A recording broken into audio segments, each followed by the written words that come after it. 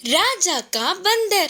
प्राचीन समय में वज्रगिरी साम्राज्य में प्रताप वर्मा नाम के राजा थे। वह उस राज्य का पालन करते थे और राजा के पास एक पालतू बंदर भी था। वह बंदर राजा को बहुत पसंद था। उसको बहुत ही लाड प्यार से पालते थे और बिल्कुल वैसे ही बंदर को भी राजा बहुत पसंद थे। राजा कहीं भी जाते तो उनके साथ साथ बंदर को भी ले जाते थे। और तो और बंदर को उनके महल में कहीं भी किसी भी कमरे में जाने का छूट दिया। तब मंत्री और बाकी सब ने कहा, बंदर को छूट देना अच्छा नहीं। पर उनकी किसी भी बात पर राजा ने ध्यान नहीं दिया। एक दिन राजा शिकार जाके थक के लौटे और सोने जा रहे थे। तभी राजा ने तुरंत बंदर को बुलाकर उनको सोना है बोल के उनकी नींद को कोई भंग ना करे, इसीलिए बंदर से पहरा देने को कहा। फिर राजा धीरे से गहरी नींद में सो गए और बंदर वही रहकर पहरा देने लगा। तभी एक मक्खी आके राजा के नाक पर बैठ गई। तब बंदर ने मक्खी को भगाने का बहुत प्रयास किया, पर कितना भगाने पर भी मक्खी थोड़ी देर उड़ के फिर आके राजा के नाक पे बैठ जाती थी। आखिर में राजा की नींद भंग ना हो करके एक उपाय सोची और तुरंत बंदर भागते हुए जाके एक चाकू लाके राजा के पास बैठ गई।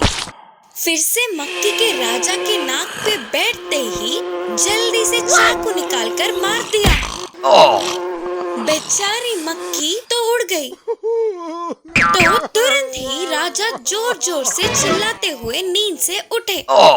उन चीखों से मंत्री और बाकी के सभी वहां पहुंच के राजा का चिकित्सा करवाए। इस कहानी से हमें यह सीख मिलता है कि मूर्खों को कभी भी छूट नहीं देना चाहिए। बंदर के मुसीबतें। एक बहुत बड़ा जंगल था। उस जंगल का महाराज था शेर। एक दिन महाराज शेर जंगल के सभी जानवरों से बातचीत करने लगा। तभी उधर पहुंचने वाली शरारती बंदर ने कहा, क्या है यार आपका प्रशासन? मेले में जाना मना करते हैं, नाचना मना करते हैं, गाने के लिए मना करते हैं, ऊपर से पेड़ के डालों को तोड़ने नहीं देते।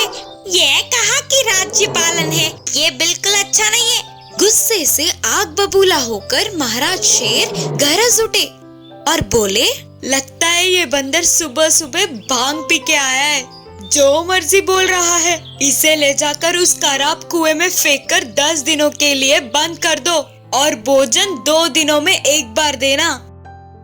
महाराज के मुताबिक ही उसके दोनों के हाथ पैरों को पकड़कर कुएं में फेंक दिया बालू और सैनिक। 10 दिनों के बाद बंदर को कुएं में से निकाल के छोड़ दिया गया। कुएं में से निकलने वाला बंदर शेर की शाबाशी पाने के लिए शेर की राज्य पालन ऐसे ही बना रहे, उनका प्रशासन ऐसा ही रहे बोलते हुए पूरे जंगल में घूम रहा था। फिर से बंदर को भालू और सैनिकों ने कुएं में फेंक दिया। बंदर ने कहा, क्या होता है? तब मैंने शेर के खिलाफ बोलने के लिए सजा काटा, अब मैं उनके साथ हूँ ना, तो फिर से तुम लोग आके इस तरह मुझे पुराने कुएं में फेंक रहे हो क्यों? करके चौंकते हुए पूछा बंदर। बेवकूफ बंदर, अभी इस जंगल का राजा शेर नहीं बल्कि शेर का दुश्मन भाग है और तुमने भाग राजा के दुश्मन शेर का ही साथ दिया, इसीलिए तुम्हें फिर से वही दंड मिला, बोला भालू। महाराज के खिलाफ था तभी सजा और महाराज के साथ हो तो भी सजा, बोला बंदर। तब वहाँ आने वाले तोते ने कहा, समय और जगह देखे बिना दूसरों के निर्णय में घुसे तो ऐसे ही अपना ही नुकसान होगा।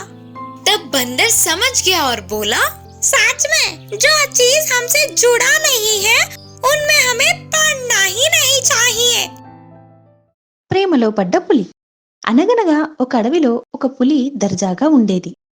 ఒకరోజు ఆ పులి ఒక కట్టెలు కొట్టేవాడిని చూసింది. అతన్ని చంపి తిందాము అనుకునే సమయానికి అతని కూతురు భోజనం తీసుకొని అక్కడికి వచ్చింది. పులికి ఆ అమ్మాయి చాలా అందంగా కనిపించింది. అంతే, వెంటనే ఆ పులి ఆ అమ్మాయితో ప్రేమలో పడ్డది. కొంచెం సేపటి తర్వాత ఆ అమ్మాయి అక్కడి నుంచి వెళ్ళిపోయింది. ఆ పులి కట్టెలు కొట్టే వాడితో మాట్లాడాలని నిశ్చయించుకుంది. చెట్టు చాటు నుంచి బయటకు వచ్చింది. పులిని చూడంగానే ఆ కట్టెలు కొట్టే అతను చాలా భయపడిపోయాడు. పారిపోదామని నిర్ణయించుకున్నాడు. అప్పుడు పులి, నన్ను చూసి భయపడవద్దు. నేను నిన్ను ఏమీ చేయను. నాకు మీ అమ్మాయి చాలా నచ్చింది. మీరు ఒప్పుకుంటే మీ అమ్మాయిని పెళ్లి చేసుకోవాలనుకుంటున్నాను అని చెప్పింది. పులి మాటలను విన్న తర్వాత అతనికి కొంచెం భయం తగ్గింది. వెంటనే అతను పులిని మోసం చేసి తప్పించుకోవాలని చాలా చురుకుగా ఒక పథకం ఆలోచించాడు. వెంటనే అతను పులితో, అదేం లేదు, నాకు ఇష్టమే. కాని మా అమ్మాయి నీ కోరలు గోళ్లు చూసి భయపడి పెళ్లికి ఒప్పుకోదేమో అని చెప్పాడు. దానికి పులి ఆలోచించకుండా, మీ అమ్మాయి కోసం నేను నా కోరలు గోళ్లు తీయించేస్తాను అన్నాడు. ఆ మాట వినగానే అతను తన దగ్గర ఉన్న కత్తితో పులి గోళ్లు దంతాలు కోసేశాడు. కాని దంతాలు గోళ్లు లేని పులి అంటే ఎవరు భయపడతారు? వెంటనే అతను కట్టెలతో రాళ్లతో చేతికి అందిన ప్రతి దానితో పులిని తరిమి తరిమి కొట్టాడు. దెబ్బకి మళ్ళీ ఆ పులి ఏ మానవుడి దరిదాపులోకి వెళ్ళలేదు. मासूम गधा। पल्लेपालम नामक गांव में अच्छैया नाम का भेड़ों का रखवाला रहता था। उसके पास एक गधा भी था। अच्छैया रोज उन भेड़ों को चराने ले जाता था। उधर उन्हें भरपूर घास चरने को मिलता था। उन भेड़ों के साथ ही गधे को भी ले जाता था। भोजन पानी के साथ दूसरे सामान भी गधे से उठवाता था, पर गधे को वह काम करना बहुत मुश्किल लगता था। हमेशा की तरह भेड़ों को चराने ले जाने तैयार होने वाले अच्छैया के पास उसकी पत्नी आकर बोली, है जी, शायद बारिश आने वाली है। बादल छाए हुए हैं ना, लगता है आज भेड़ों को ना ले जाना ही अच्छा होगा। पर पत्नी की बातों को अनसुना करते हुए रोज की तरह ही भेड़ों के साथ गधे को भी पहाड़ी पे ले गया। भेड़ चर रहे थे तो अच्छैया एक पेड़ पे बैठकर देख रहा था। गधा भी थोड़ा दूर खड़ा होकर मालिक को ही देख रहा था। तभी तेज बारिश की खबर लगते ही अच्छैया दौड़ते हुए भेड़ों को लेकर घर के रास्ते निकल पड़ा। पर गधा पेड़ के नीचे ऐसे ही बैठ गया। उसने रोज मालिक के काम करने से अच्छा जंगल में ही रहना ठीक समझा और पहाड़ों से गुजरकर जंगल के अंदर गया।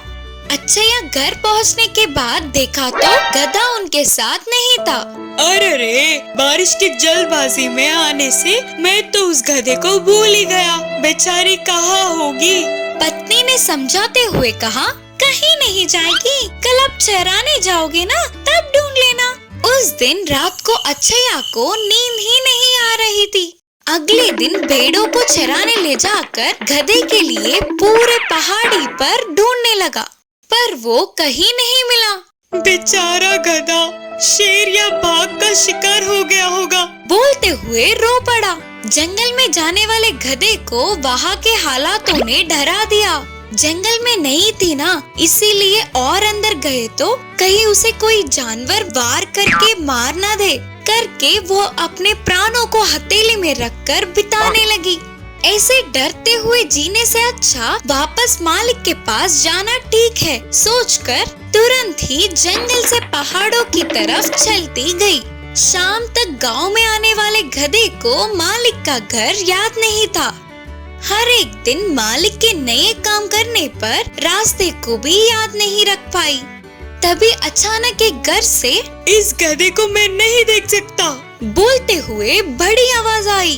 अरे मेरे बारे में ही बात कर रहे हैं, मतलब ये मेरे मालिक का ही घर होगा। उसी घर से बाहर आता हुआ रामैया ने उसे देखा। उसके मालिक नहीं है सोचकर दुखी होकर फिर से आगे बढ़ने लगा गधा। थोड़ी दूर चलते ही, अरे ओ गधे, कोई काम ना करते हुए ऐसे ही घर पर बैठ के कितने दिन माँ बाप की खाएगा? बोलकर आवाजें सुनाई दी। गधा खुशी से उस घर की तरफ देखते ही आवारा बनकर घूमने वाले उसके बेटे को वीरैया ने गुस्से में बोलता हुआ दिखा। अनसुना करते हुए चला गया गधा और थोड़े आगे चलने पर गधा कहाँ होगा पता नहीं, बोलकर एक घर से आवाजें सुनाई दिए। अच्छैया की आवाज पहचानने वाला गधा मालिक के पास दौड़ते हुए गया। उसे देखते ही अच्छैया को बहुत खुशी हुई। गधे को प्यार से बिठाकर उसके पसंदीदा भोजन खिलाया। अब गधे ने ठान लिया कि मालिक से कभी भी दूर नहीं जाना चाहिए।